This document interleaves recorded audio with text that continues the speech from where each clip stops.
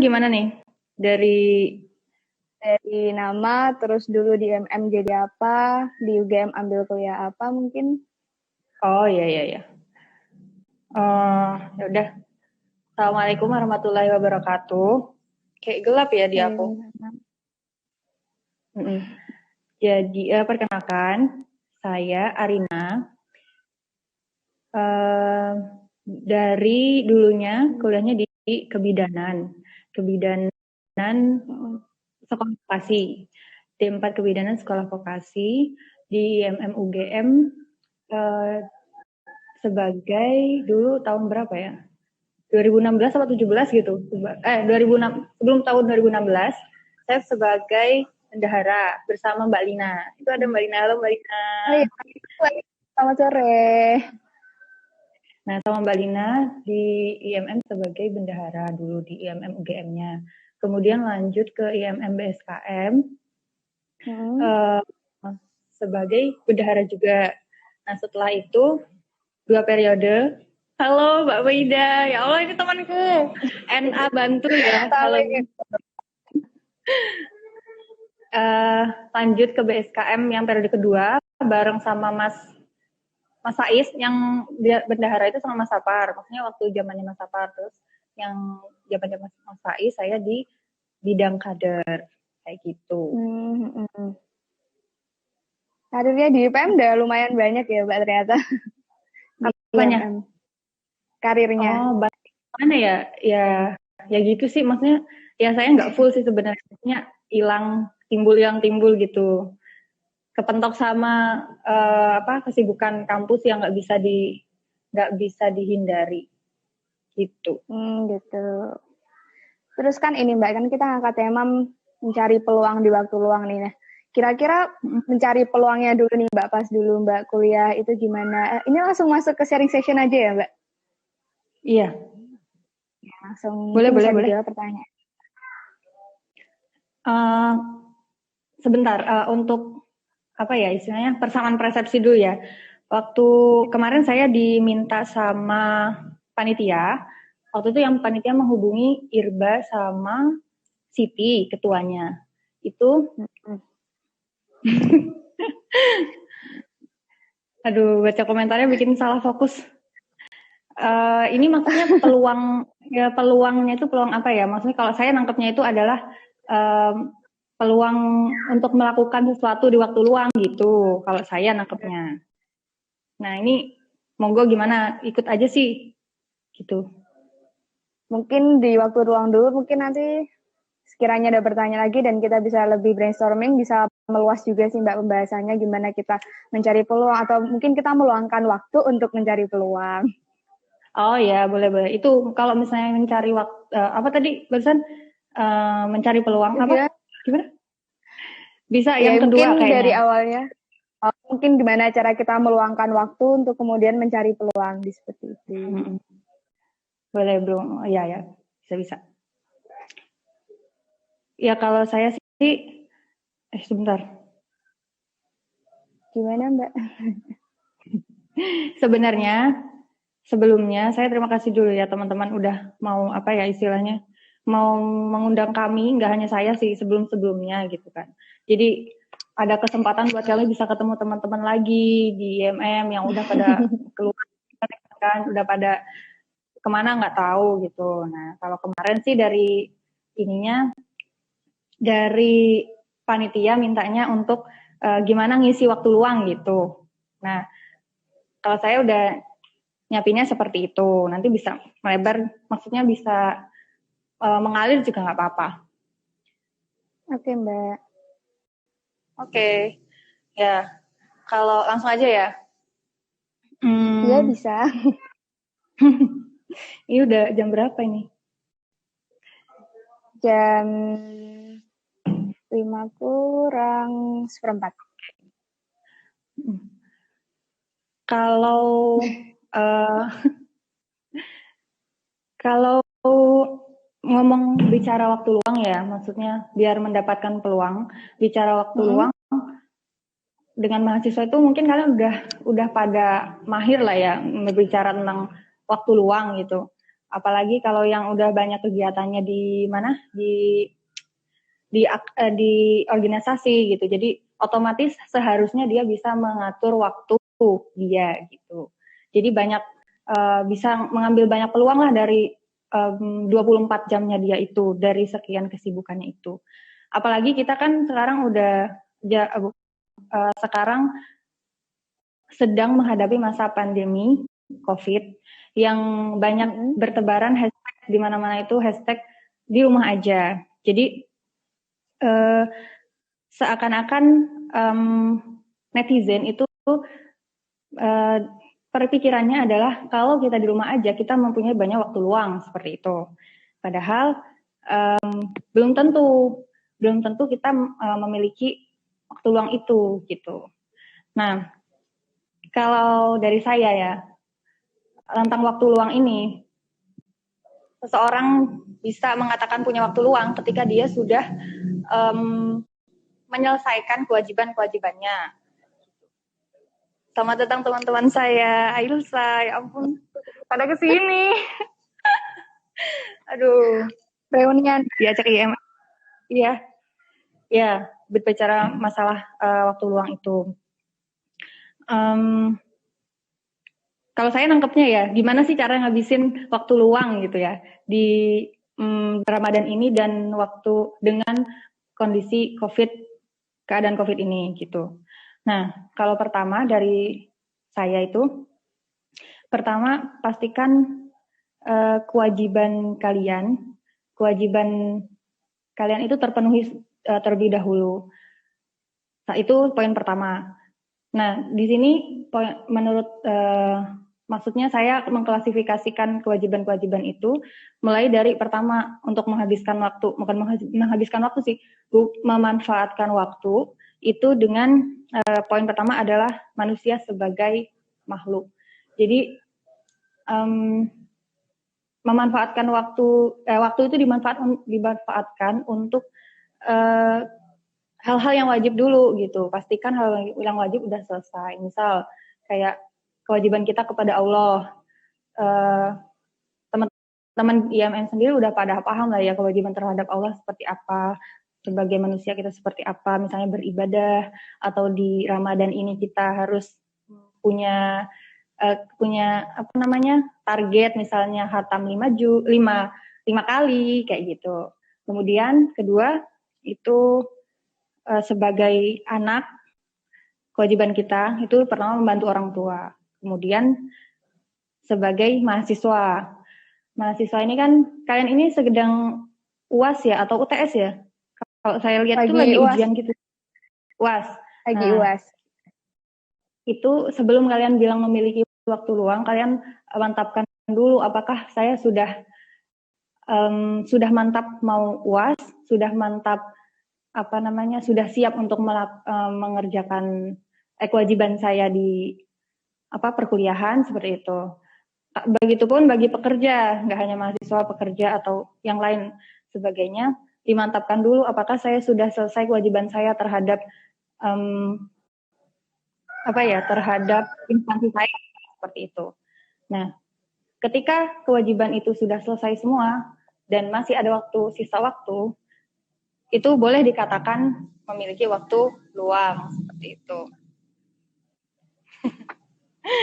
Baca komennya lucu-lucu. Iya, komentarnya lucu-lucu ya, Mbak. Oke, bisa dilanjut mungkin. Oke, nah setelah itu kita untuk mengisi waktu luang itu ada beberapa istilahnya sekoci sih kalau saya mengklasifikasikannya itu. Pertama, misal dengan kegiatan sosial. Di situ kita di sekoci-sekoci ini kita bisa nemu peluang sih. Dari situ bisa menemukan peluang bagaimana kita menemukan diri kita, terus mengupgrade diri kita gitu dari waktu luang itu gitu. Nah, sekoci yang pertama adalah kegiatan sosial. Misalnya seperti karena ini waktu era pandemi ya, banyak banget yang membuka lowongan membuka relawan. Volunteer gitu ya? Kenapa? Open volunteer relawan. gitu kan? Volunteer. Nah, kalau di Muhammadiyah itu ke MCCC. Nah, ada beberapa teman-teman IMM, UGM yang ikut andil di sana, menjadi volunteer di sana. Menurut saya itu adalah suatu contoh bagus untuk memanfaatkan memanfaatkan waktu luang gitu. Dan di situ pun kita bisa mencari mendapatkan banyak peluang gitu, misalnya peluang seperti koneksi, terus kenal bapak-bapak PP, misal kenal dokter corona juga kayak gitu. Jadi banyak link gitu dari situ. Terus bisa membuka relasi juga gitu ya, Mbak? Betul. Nah, terus ada lagi misal kayak kegiatan sosial lain, misal kayak buka donasi, itu juga bisa buat menghabiskan waktu. Kalau misal kalian digarap dengan benar-benar, misal kalian juga bisa menjadi inisiator, misal di alumni SMA kalian untuk membuka donasi kepada tenaga kesehatan atau kepada orang-orang yang membutuhkan, yang pekerja harian seperti itu. Itu yang untuk kegiatan sosial. Kemudian yang kedua itu lebih ke pengembangan diri. Jadi mengembangkan diri kita kayak apa ya? Untuk meningkatkan, mengupgrade diri kita. Misal kita suka membaca, ya udah kita membaca buku itu. Terus suka menulis tapi belum mahir gitu, bisa di upgrade lagi, bisa ditekuni lagi. Itu juga lumayan menghabiskan waktu, maksudnya lumayan memanfaatkan waktu di situ. Terus bisa juga yang suka baca, terus setelah dibaca, setelah itu kita tulis, bisa loh di-share ke media sosial kita atau blog kita. Dari situ kan tulisan-tulisan kita itu bisa bermanfaat untuk teman-teman yang mungkin belum punya waktu untuk membaca buku yang kita baca. Itu. Jadi pertama adalah ke kegiatan sosial, kedua ke pengembangan diri. Jadi di situ sebenarnya bisa menggali peluang sih sebenarnya kalau saya. Ini kedengar ramai nggak ya? Soalnya di jalan ramai nih. Enggak kok, Mbak, enggak. Oh, enggak. Ya udah. Terus yang ketiga, untuk memanfaatkan waktu, pelajari hal-hal baru. Contohnya, misal mencoba untuk mencoba membuat resep masakan kayak yang viral sebelumnya itu. Nah, atau menjahit atau membuat prakarya di DIY atau mendekor kamar. Pokoknya hal-hal yang baru yang belum pernah kita lakukan gitu. Tapi kalau untuk yang memasak ini, saya ingin berpesan sih ke teman-teman. Ini kan waktu sedang maraknya COVID ya, maksudnya sedang adanya kebijakan PSBB yang membuat banyak dari orang-orang sekeliling kita lebih kehilangan misalnya mata pencahariannya, yang pekerja harian itu, kemudian otomatis dia kehilangan pendapatannya. Bisa jadi di teman-teman online kita itu ada orang-orang seperti itu. Maksudnya ada orang-orang yang kurang beruntung yang tidak bisa seperti kita. Jadi kalau misal kalian boleh sekali kalian misalnya mencoba resep masakan, terus masak di rumah gitu. Boleh sekali kalau kalian ingin berbagi secara offline. Maksudnya dibagiin ya, entah itu ke tetangga atau ke temen kos atau kemana gitu. Kalau misal memang tidak memungkinkan untuk membagikan secara langsung, alangkah lebih baiknya untuk diredam terlebih dahulu atau disimpan, karena ya udah biar skill memasak itu buat kita aja, buat kita dan teman-teman kita. Untuk orang di luar sana yang sekiranya memang belum mampu itu, maksudnya lebih baik tidak di-share secara online gitu. Takutnya ada seseorang yang pengen seperti kita tapi dia tidak bisa, malah nanti menjadi penyakit hati bagi dia gitu. Kalau menurut saya seperti itu. Nah, itu untuk mempelajari hal yang baru. Kemudian untuk memanfaatkan waktu luang lagi, yang keempat, ke hubungan kita sesama manusia sih. Yang keempat adalah quality time. Entah itu bersama keluarga, atau misalnya kalau di rumah bisa bersama keluarga. Terus ngobrol singkat, ngobrol. Ini tetanggaku ada misalnya ada musik-musiknya, kedengar nggak ya? Iya, kedengeran sih Mbak. Ganggu nggak? Kedengaran ya? Aku deketin aja. Aku deketin aja biar kedengar ya. Quality time dengan orang terdekat. Misal kita ngobrol ringan sama orang tua kita atau sama saudara kita tentang masa depan atau apa gitu. Kalau misal kita di kos-kosan atau di kontrakan, bisa mengajak teman kita. Jadi meskipun kita physical distancing, tetap kita tetap kita menjaga silaturahim seperti itu. Ya, kalau misalnya secara langsung tentunya dengan pakem-pakem yang udah ditentukan sama pemerintah, kayak menjaga jarak, terus kalau perlu memakai masker, seperti itu. Atau kalau misal dengan keluarga jauh juga bisa melakukan video call seperti itu untuk memanfaatkan waktu luang. Kemudian yang kelima ini yang biasanya teman-teman mahasiswa lupakan gitu. Dulu juga saya sebagai waktu jadi mahasiswa juga sering lupa ini. Nah, yaitu olahraga. Lomba olahraga ini kan waktu bulan puasa gitu kan. Nggak usah olahraga yang berat-berat. Misal olahraganya yang di rumah aja, kayak peregangan atau lari-lari kecil atau jalan-jalan pagi hari gitu. Waktunya juga bisa ditentukan meskipun kita puasa. Misal sebelum subuh atau pagi hari atau 1 jam sebelum buka, sebelum masak, sebelum menyiapkan berbuka kayak gitu. Atau kalau misal teman-teman bantuin yang perempuan ya, yang imawati, bantuin ibunya masak, menyiapkan berbuka, itu bisa dilakukan pagi hari. Ya, kalau misal dulunya olahraganya setengah jam, bisa dikurangin durasinya jadi 10 menit atau 15 menit kayak gitu. Karena ini juga sangat bermanfaat gitu loh untuk teman-teman, apalagi di pandemi ini. Soalnya untuk pertahanan tubuh kita. Karena kalau kita semakin fit, kita itu jadi tidak mudah terserang penyakit seperti itu. Kemudian ada itu yang kelima. Nah, yang keenam adalah melakukan kegemaran. Nah, ini yang terakhir. Kenapa saya melakukan kegemaran ini yang terakhir? Karena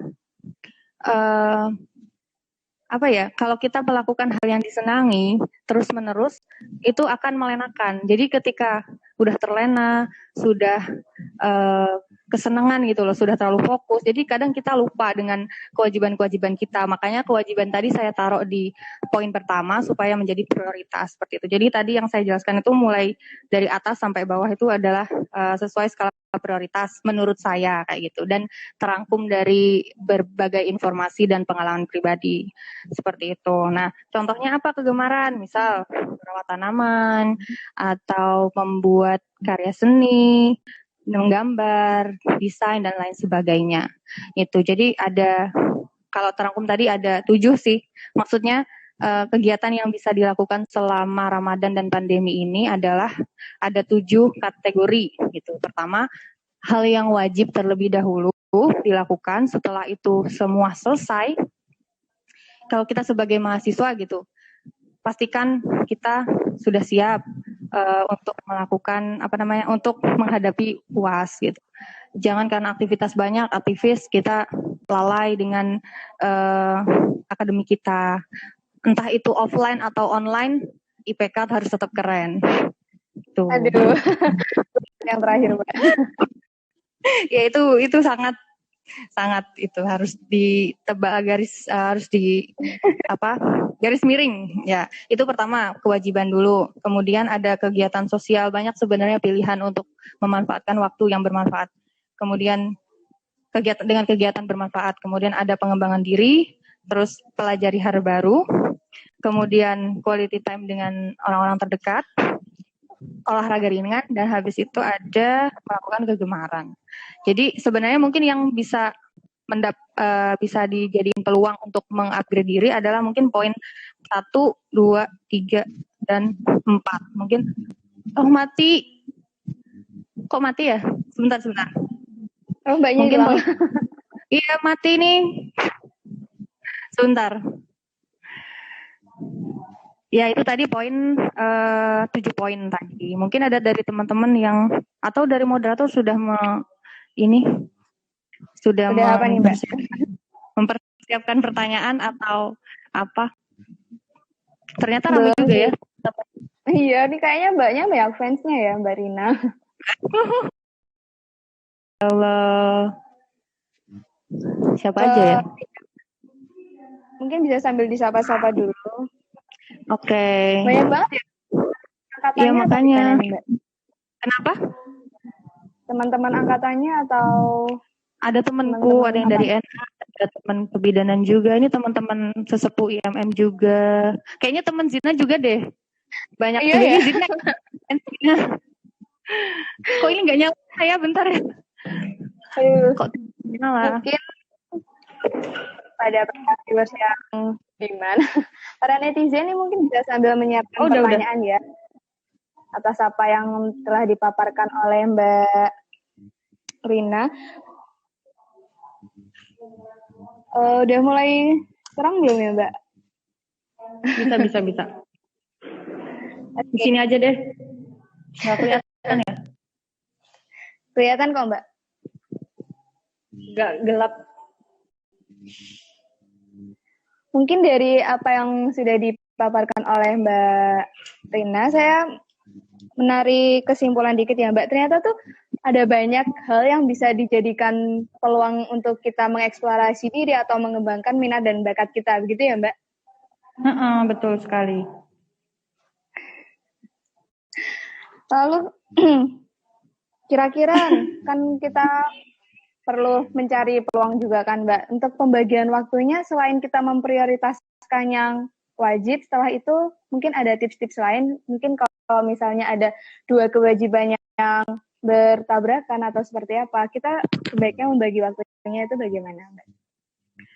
Kalau saya pribadi sih, misal kalau ada 2 tabrakan gitu ya, lebih ke pertimbangan saya adalah lebih ke misalnya rapat, lebih ke pertimbangannya adalah apakah di rapat itu saya lebih maksudnya lebih berperan gitu, peran saya lebih besar atau enggak. Misal ada rapat IMM dan rapat jurusan kebidanan, maksudnya misalnya kalau di kebidanan saya hanya anggota gitu dan bisa digantikan sama teman saya, ya udah saya melipir ke IMM yang di situ mungkin peran saya lebih besar. Atau bisa sambil dilihat pertanyaan-pertanyaan dari viewers kita ya, Mbak. Kayaknya ada banyak nih. Udah mulai menumpuk pertanyaannya. Ini sebenarnya bukan pertanyaan, ini pada komentar. Ada yang udah mulai nanya kok, Mbak. Coba ya, bentar. Ini banyak banget. Ya.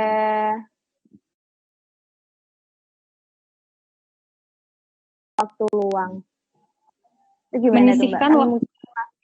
Sangat sibuk banget nih. Gimana caranya bisa menyisihkan waktu luang di tengah kesibukan kita? Menyisihkan waktu luang. Waktu luang. Waktu luangnya disisihkan atau gimana ya? Menyisihkan waktu biar kita mendapatkan waktu yang lebih luang gitu Mbak, untuk bisa kita eksplorasi diri atau gimana? Sebenarnya kan kalau waktu itu sama ya, 24 jam. Jadi ya lebih sebenarnya jatuhnya ke prioritas lagi sih. Jadi kayak ya gimana ya, membaginya itu kalau saya tergantung lebih ke komitmen. Jadi kayak misal kita banyak sekali kegiatan di situ satu hari. Ada organisasi lain, KNA juga misal. Itu lebih di pakem-pakemin sih waktunya. Maksudnya lebih ke diplot-plotin, misal di IMM 2 jam, di NA 2 jam, di ini 2 jam. Di sana 2 jam gitu. Jadi harus patuh sih sebenarnya.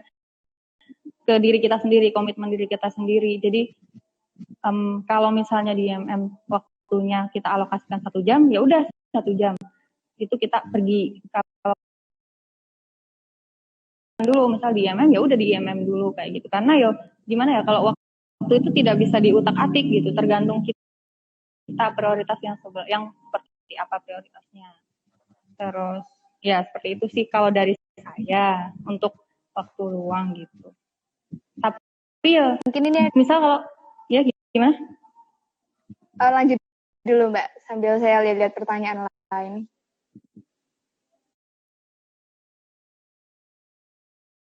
Aduh, belum nih kalau cari cuan nih. Aduh, saya juga nggak pekerja soalnya. Jadi kalau untuk cari uang yang menghasilkan sendiri itu mungkin belum belum ahli saya, tapi ya mungkin lebih ke, kalau saya lebih ke minat sih, maksudnya kita suka fashion, ya udah kita coba buka buka usaha dengan itu, misal gitu, tergantung. Ini di Jogja belum ada nih ya? Belum Mbak. Oke. Belum penerapan.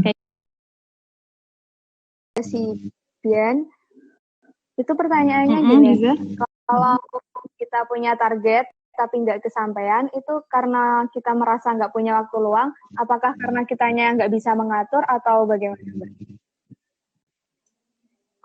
Tergantung sih. Kalau saya pribadi ya, pengalaman kalau kurang tertarget itu karena saya sendiri yang lalai.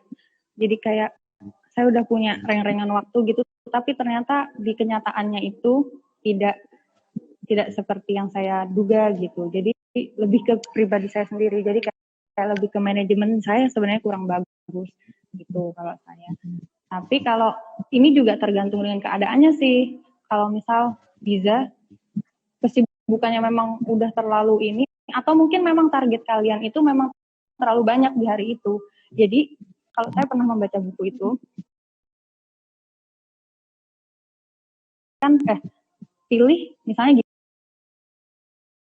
gini, kalau kalian punya 5 target, 4 aja dalam sehari itu, dan tapi itu harus fokus gitu. Kalau itu udah fokus, bakalan kesampaian insya Allah kalau misalnya dilakukan dengan baik.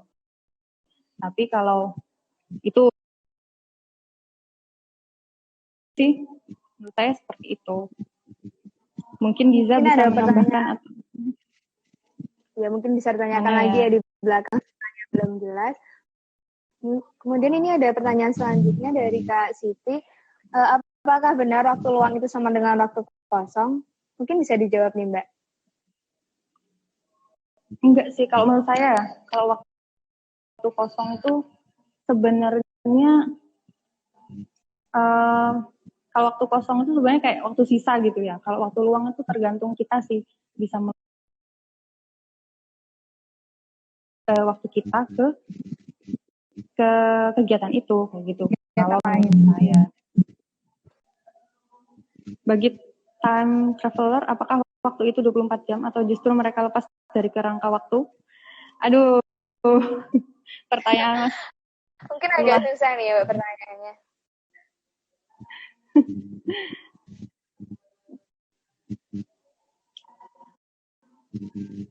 Siapa lagi ya?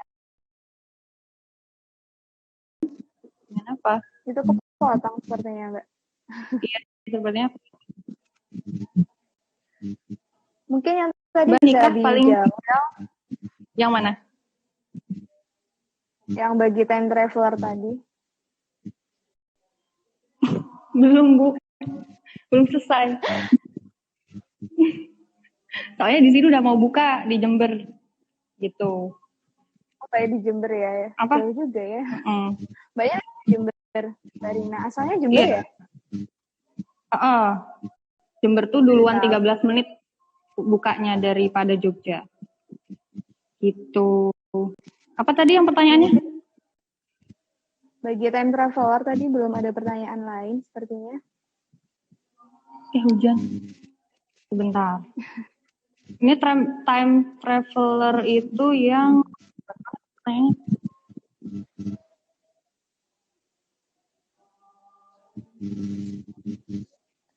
mana ya Mas Apar tadi? Ini bagi time traveler, apakah waktu itu tetap 24 jam atau justru mereka terlepas dari yang namanya kerangka waktu? Time traveler.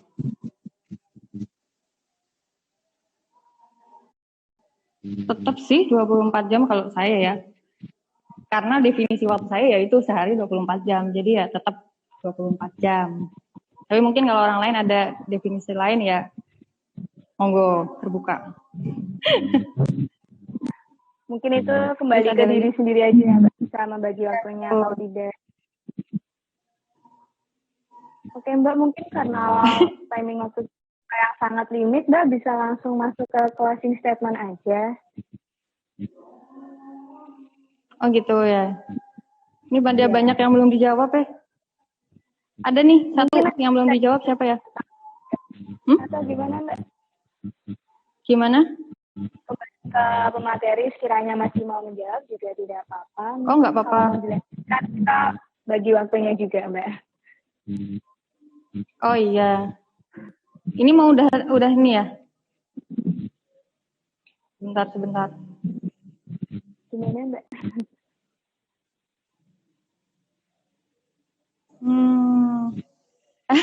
Iya itu tuh kan Mas Apar itu guyon aku tahu sih sebenarnya. Makanya menanggepin yang pertanyaannya serius aja nih. Maaf ya Mas Apar. Mana sih? Tadi ada nih Afgan nih. Mana ya? Gimana tuh? Ini sih. Sebenarnya ini bukan waktu, tapi ini kayak perlu dijawab. Mbak, nikah paling ideal umur berapa untuk bayi yang sehat dan ibu selamat? Ini Afgan nih ya. Tapi benar sih. Kalau nikah tuh, kalau di Indonesia bisa menikah tuh umur 16. Maksudnya kalau perempuan, tapi kalau secara kesehatan bagusnya itu di atas 60. Karena itu udah matang lah itunya. Organ reproduksinya seperti itu. Terus ya udah itu Afgan. Udah sih, nggak ada. Jawabannya lucu-lucu amat. Gimana aja. Oke, langsung aja ya. Karena ini bicara masalah waktu. Sebenarnya waktu itu adalah hal, kalian semua pasti udah tahu waktu adalah hal yang penting ya. Aduh, Mbak Arin kapan nikah? Aduh. Ada komentarnya ramai sekali ya, Mbak. Entahlah. Emang saya bakat dibully kayaknya. Tadi apa sih? Oh ya, waktu. Kalau waktu itu sangat penting. Maksudnya bagian hidup kita penting dan nggak bisa diulang lagi gitu kan. Selamat datang Hafiza. Jadi bahkan Allah itu udah menjelaskan di surat Al-Asr gitu kan. Intinya yang beruntung itu adalah yang mengamalkan yang beruntung adalah yang mengamalkan waktu dengan sebaik-baiknya dan mengajak kepada kebenaran dan kesabaran. Jadi ya kalau pengen kita komitmen terhadap waktu, coba ingat-ingat surat itu aja sih itu. Dan sebenarnya kalau masalah waktu itu adalah tergantung kita dan pengalaman kita sih. Maksudnya karena kehidupan orang-orang tuh berbeda-beda ya. Jadi belum tentu saya misalnya dengan Zidan sama-sama. Aduh ada Mbak Tutur. Jadi saya. Kalau masalah waktu itu tergantung dengan diri kita sendiri karena kesibukan kita juga berbeda-beda seperti itu.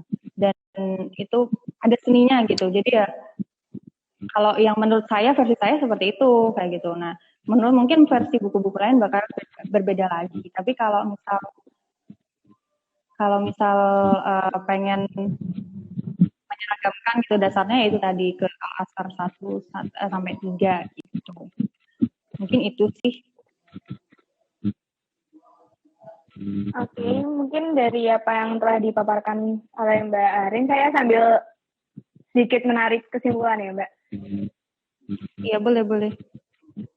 Sebelum ditutup, tadi ada beberapa poin penting yang disampaikan oleh Mbak Arin sendiri, di mana kalau misalnya kita mau mencari peluang di waktu luang, kita tetap harus memprioritaskan yang namanya kewajiban kita sebagai sesuai dengan peran yang kita miliki, misal sebagai manusia yang makhluk sosial atau mungkin sebagai makhluk Allah seperti itu. Terus kemudian bisa juga kita mengeksplorasi diri di tengah-tengah kesibukan kita, dan itu waktunya kita sendiri yang menentukan karena itu adalah skala prioritas. Seperti itu ya Mbak? Ya betul. Ini udah pada mau buka. Okay. Mungkin kepada... Oh kasihan Mbak Arin kenapa ya? Gimana Mbak? Enggak, kok ada yang bilang kasihan Mbak Arin. Mungkin bagi teman-teman yang sudah berkunjung diucapkan terima kasih juga, dan mohon maaf sekali karena limit waktu kita yang terbatas dan kita juga udah mau masuk waktu berbuka puasa. Mungkin sharing session pada sore hari ini dicukupkan sampai sekian ya. Ya, terima kasih Zidna. Bisa langsung DM ke Mbak Arin aja ya. Waduh. Biar DM ya. Pas banget ini Adan. Oke, mungkin karena Mbak Arin udah mau berbuka puasa, dicukupkan sekian dulu ya. Mungkin Mbak Arin atau saya yang salam nih. Yaudah Zidna aja kan moderatornya. Sekian dulu sharing session pada sore hari ini.